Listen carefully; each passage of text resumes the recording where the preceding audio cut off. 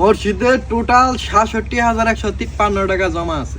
৩০,১৬৩ টাকা টোটাল খরচ হয়েছে, মানে 10টা আমি নিজের গাড়ি থেকে বইরা দিছি। আর জমা স্বরূপ আমার কাছে ৩৬,০০০ টাকা আছে। হিসাব ক্লিয়ার? হিসাব তো ক্লিয়ার হইছে, ওই হর কামারির জলির খলির তো টাকা দিল না। এটা কি ভাই কি করলাই? আরে ওরা তো অন্য সমাজে গেছে, গগ পেশালটা আমার সামনে পাইরো না তো। ওরা বায়ে বায়ে নামাই গেলে অন্য সমাজে বিচার টানে, আমরা বলে ওকে বিচার দেখাই না। ওরা পয়সা দেয় বা না দেয় ওটা নিয়ে আমার কোনো সময় করো না। না, নিউজে যা দেখলাম ও বেচা তো বিশাল ইংলিশ পারে, ইংলিশে যে টান দিল তা কাকু আজকেও দেখলাম হর কামারিরা তো বিচার পাবার চাইতেছে। আরে দূর, ও বেসালটা আর আমাকে সামনে পাইরন আছে। আমি আর কোনোদিন ওকে বাড়ি রাঙ্গিনাতে পারা দেবো না।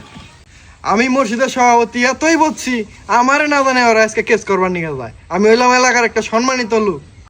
যাই হোক কাকু, আপনার কাছে যে ৩৭,০০০ টাকা ছিল ওই টাকাটা দেন, আমরা ইট বালু নিয়ে আসি।